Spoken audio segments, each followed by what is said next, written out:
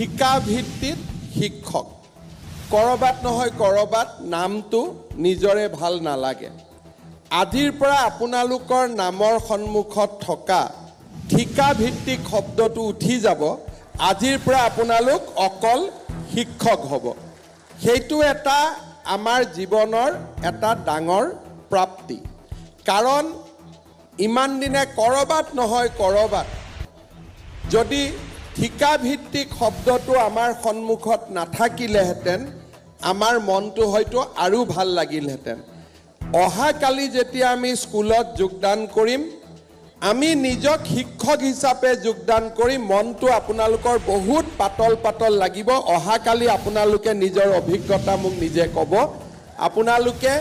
নিজে অনুভৱ কৰিব যে জীৱনত এটা ডাঙৰ পৰিৱৰ্তন আহিল ইয়াৰ পিছত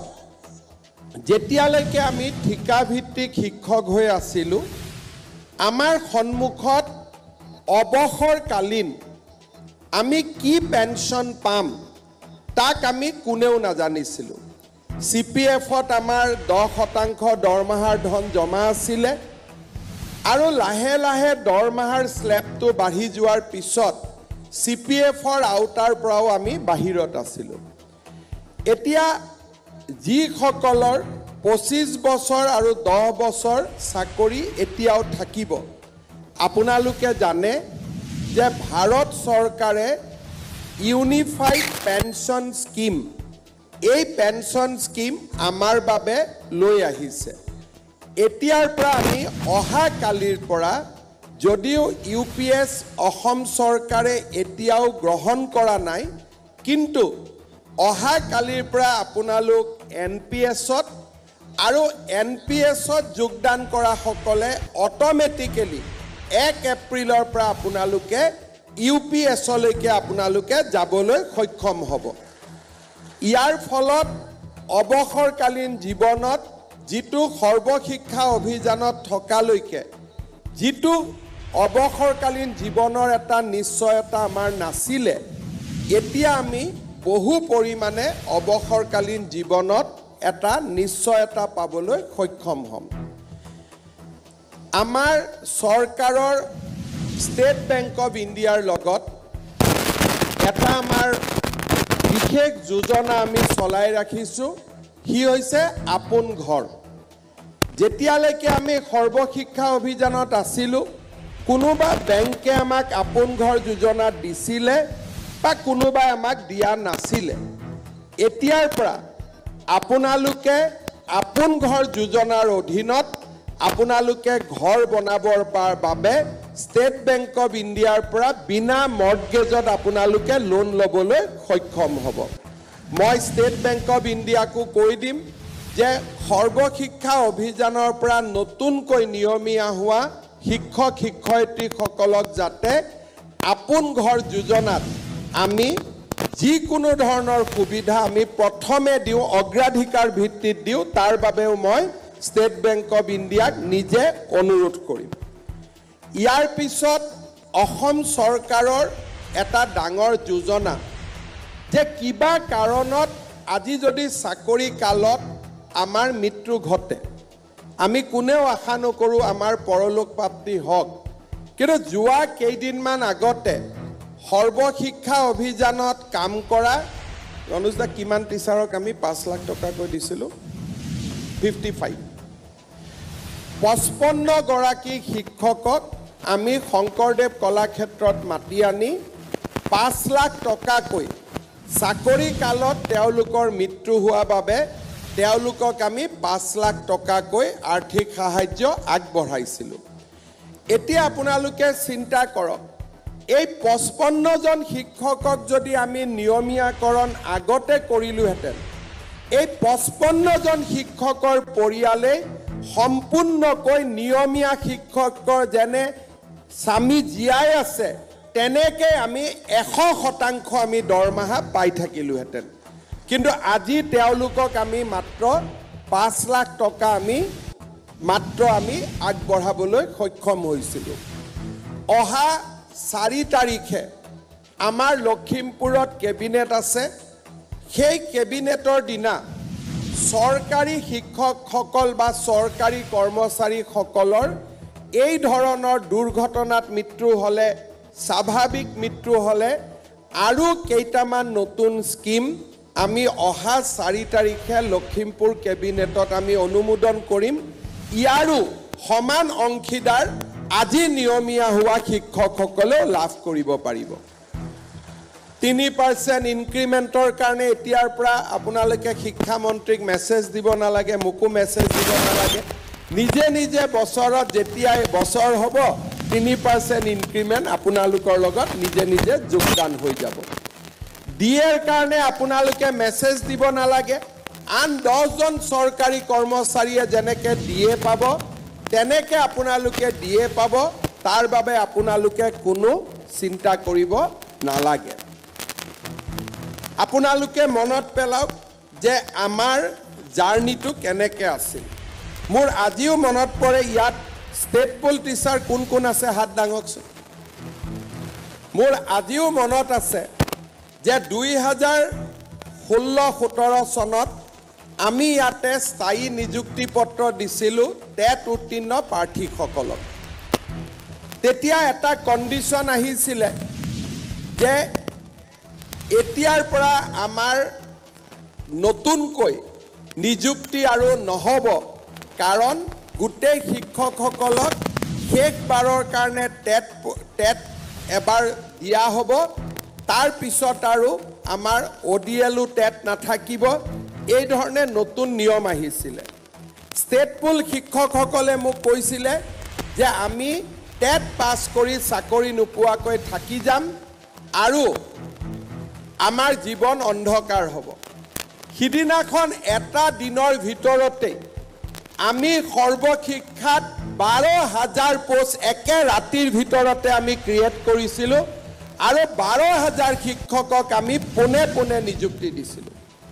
যোৱা বছৰ 2021 চনৰ ইলেকশ্যনৰ আগত ষ্টেট পুলৰ টিচাৰৰ প্ৰথম কম দৰমহা আছিল বাকি চুক্তিবদ্ধ শিক্ষকসকলৰ দৰমহা বেছি আছিল 21 চনৰ ইলেকশ্যনৰ আগত একে দিনাখনে ষ্টেট পুল আৰু চুক্তিবদ্ধ শিক্ষকৰ দৰমহা আমি নিয়মীয়া শিক্ষকৰ সমান কৰি পেলাইছিলো সেই ধৰণে মেটাৰনিটি লিভ ইএল সিএল আপোনালোকে যদি চাই 2012 চনৰ 20 মে তাৰিখে প্ৰথম দিনা নিযুক্তি হৈছিল তেতিয়া কি ব্যৱস্থা আছিল যে দৰমহা আমাক গভৰ্নিং বডিয়ে দিব গভৰ্নিং বডিয়ে দৰমহা দিব কম দৰমহা দিব আৰু সেই 2012 চনৰ সেই যাত্ৰাৰ পৰা আহি আজি 2024 চনত আমি সম্পূৰ্ণ নিয়মীয়া শিক্ষকৰ আজি আমি মৰ্যাদা পাবলৈ সক্ষম হলো এটা কঠিন যাত্ৰা আছিল প্ৰথম যেতিয়া মই 26 মেত নিযুক্তি পত্ৰ দিছিলো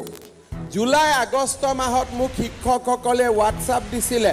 স্যাৰ দৰমহাটো আমি নাপাওঁ দেখোন স্কুলৰ হেডমাষ্টাৰ এছএমচিৰ চেয়াৰমেনে সহি নকৰে তেওঁলোকে আমাক নিয়মীয়াকৈ দৰমহাটো নিদিয়ে আজি সেই যাত্ৰা পথৰ পৰা আৰম্ভ কৰি এতিয়া আৰু মাহৰ 1 তাৰিখে আপোনালোকে নিজৰ দৰমহা নিজে লব পৰা অৱস্থালৈকে আপোনালোকে অহা কালিৰ পৰা আপোনালোকে আহি পৰিলে এতিয়া কিছুমানে মোক কৈ আছে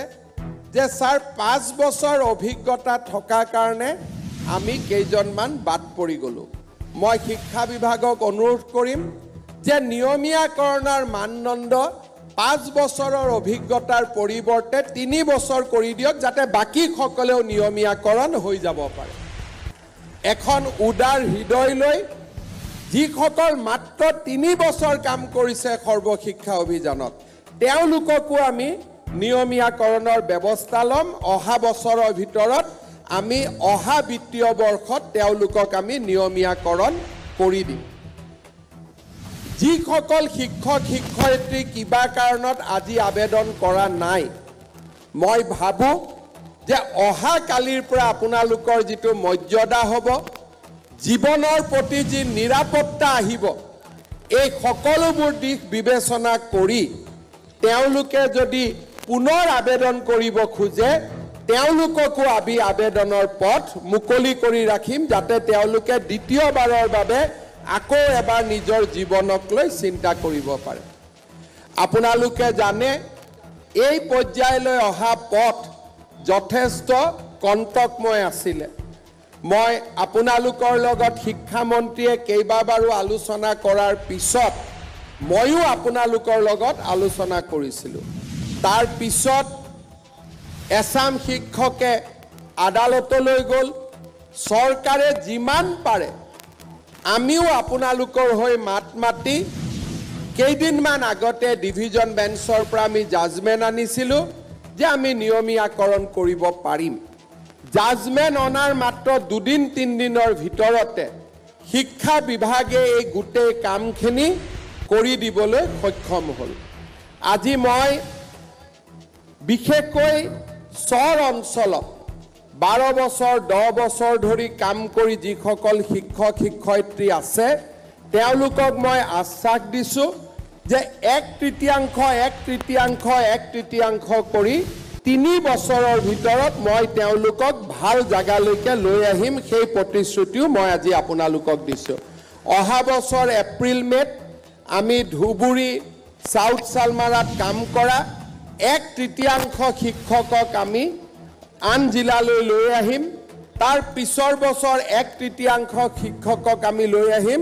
তাৰ পিছৰ বছৰ 1/3 শিক্ষকক আমি লৈ আহিম যাতে ধুবুৰী সাউথ সালমাৰাৰ দৰে বিপদজনক স্থানত কাম কৰি থকা শিক্ষকসকলেও এটা জীৱনত ল'ৰা ছোৱালীক পঢ়ুৱাই ডাঙৰ কৰাৰ বাবে তেওঁলোকেও যাতে এটা সুবিধা পাব পাৰে কিমান আছে ধুবুৰী আৰু সাউথ সালমাৰাত কাম কৰি থকা শিক্ষক হাত ডাঙৰ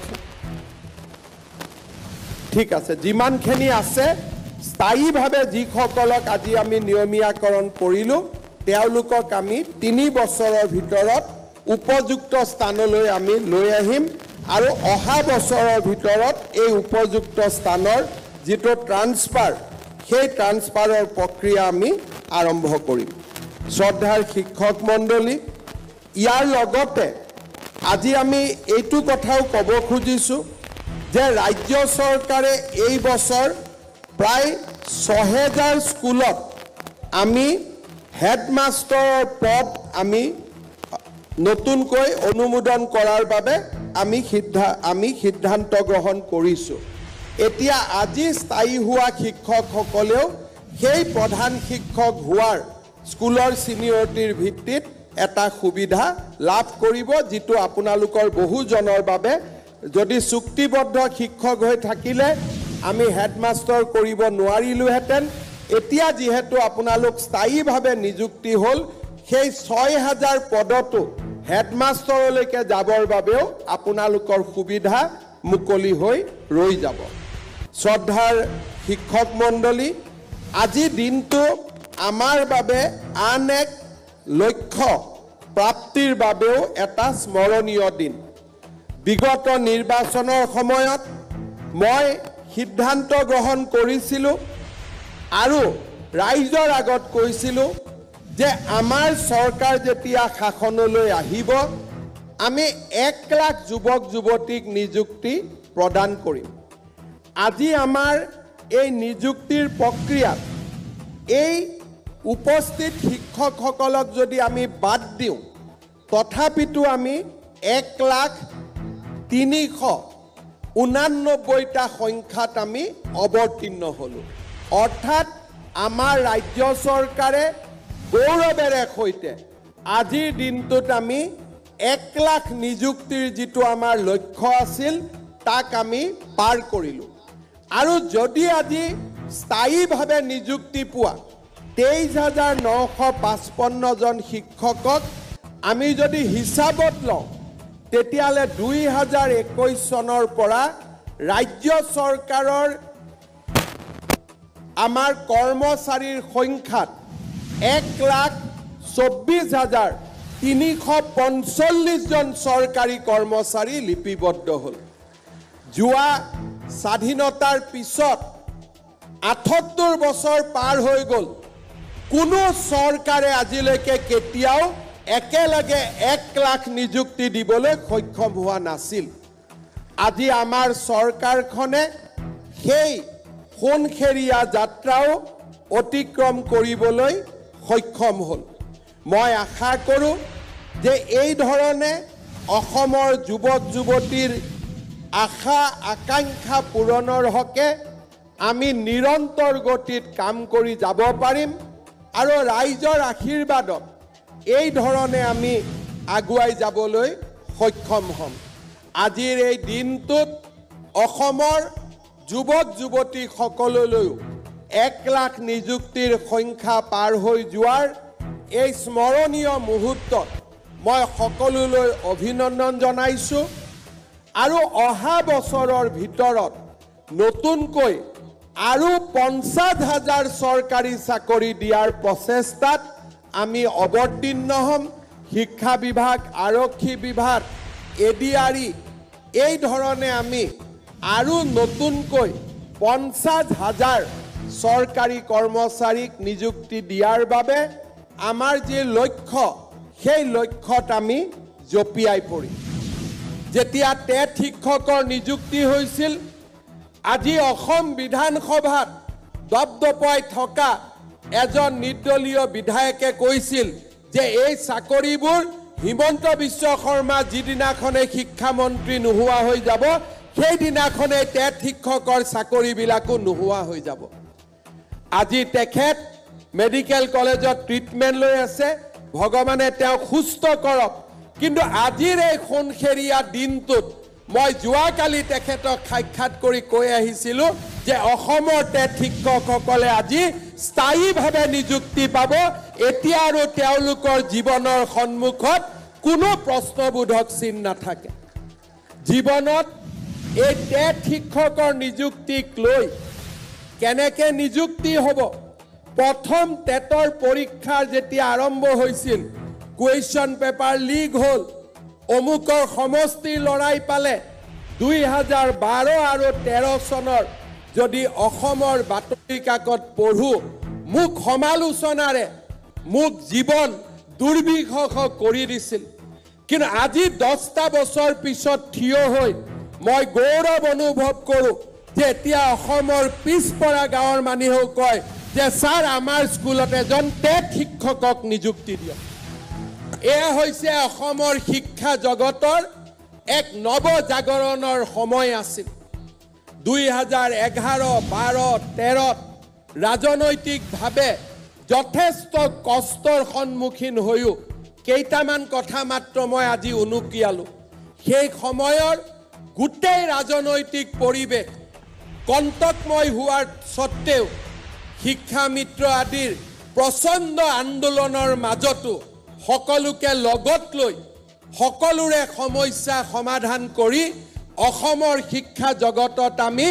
এক নৱজাগৰণৰ আমি আৰম্ভ কৰিছিলোঁ আজি মই গৌৰৱ অনুভৱ কৰোঁ যেতিয়া শিক্ষামন্ত্ৰী ডাঙৰীয়াই মোক কয় যে মুখ্যমন্ত্ৰী মহোদয় সকলোকে টেটৰ শিক্ষক লাগে আজি অসমৰ হিন্দু মুছলমান খ্ৰীষ্টিয়ান সকলো জাতি উপজাতিৰ লোকে গাঁও চহৰ নগৰৰ সকলো জাতি উপজাতিৰ লোকে আজি টেট শিক্ষকক বিচাৰে মই কেতিয়াও টেট শিক্ষকক ৰাজনৈতিক শক্তি হিচাপে নিৰ্মাণ কৰা নাছিলোঁ মই মাত্ৰ তেতিয়াৰ পৰা এটাই কথা কৈছিলোঁ যে আমাৰ টেট শিক্ষকসকল বিকশিত অসমৰ সেনানী হ'ব আৰু আজি সেই কাৰ্য আজি সেই কাম আজি আমি নিজে লক্ষ্য কৰিছোঁ দুই এজনক বাদ দিলে অসমৰ টেট শিক্ষকসকলৰ সাধনা আৰু শিক্ষা জগতক উন্নত কৰিবৰ বাবে অসমৰ টেট শিক্ষকসকলে লোৱা প্ৰচেষ্টাক সকলোৱে আজি ভূয়সী প্ৰশংসা কৰে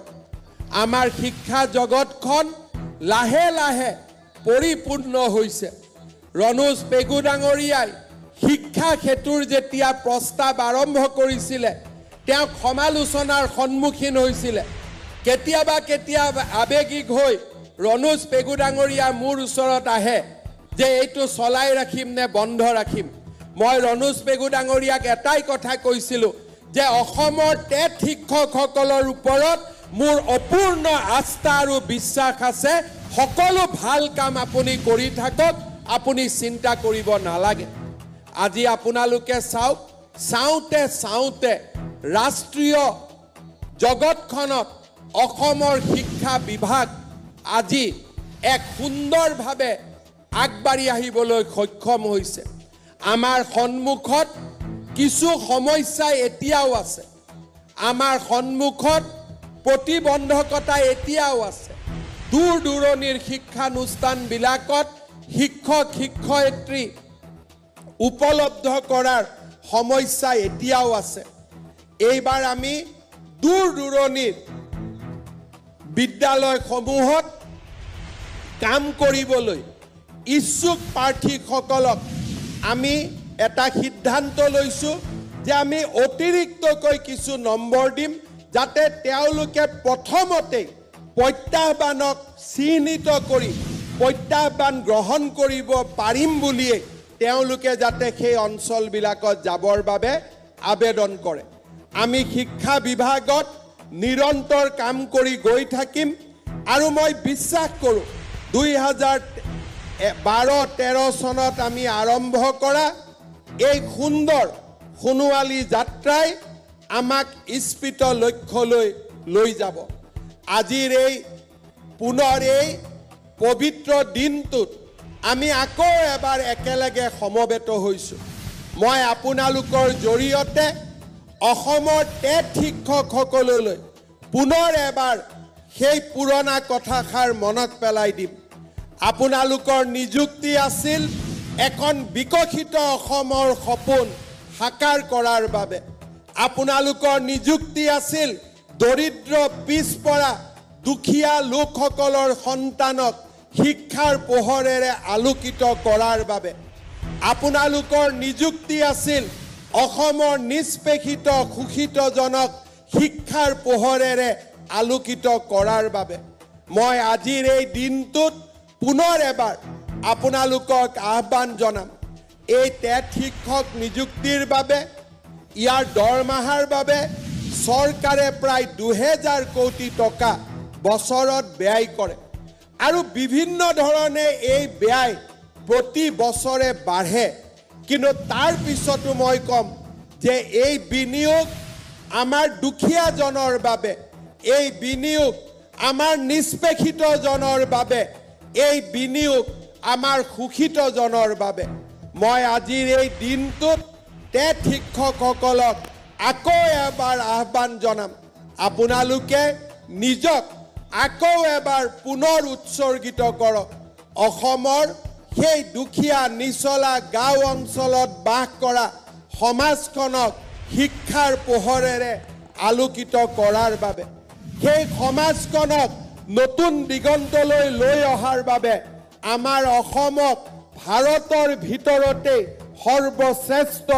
5খন ৰাজ্যৰ ভিতৰত এখন হিচাপে প্ৰতিষ্ঠা কৰাৰ বাবে। যেতিয়া প্ৰথম নিযুক্তি দিছিলোঁ তেতিয়া আপোনালোকৰ পিতৃ মাতৃক মই বন্দন কৰিছিলোঁ। এতিয়া আপোনালোক নিজেও পিতৃ মাতৃ হ'ল, আপোনালোকৰ সন্তান হ'ল, আপোনালোকৰ সন্তানে এতিয়া স্কুললৈ গৈছে। মই আপোনালোকৰ সন্তানসকলৰো সোণোৱালী ভৱিষ্যত কামনা কৰিম। কিন্তু এটা কথা মনত পেলাই দিম, পুনৰ এবাৰ পুৰণি কথাষাৰ, যে নিজৰ সন্তানক যেনেকৈ আমি মৰম কৰোঁ,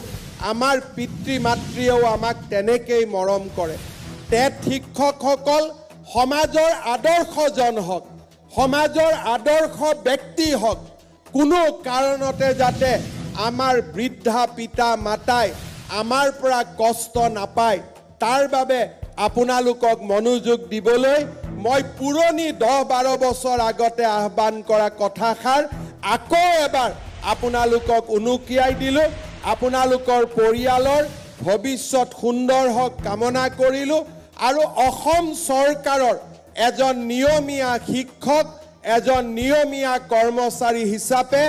অসম চৰকাৰৰ মঞ্চলৈ আপোনালোকক স্বাগতম জনাই মই মোৰ বক্তব্যৰ সামৰণি মাৰিছোঁ। ধন্যবাদ।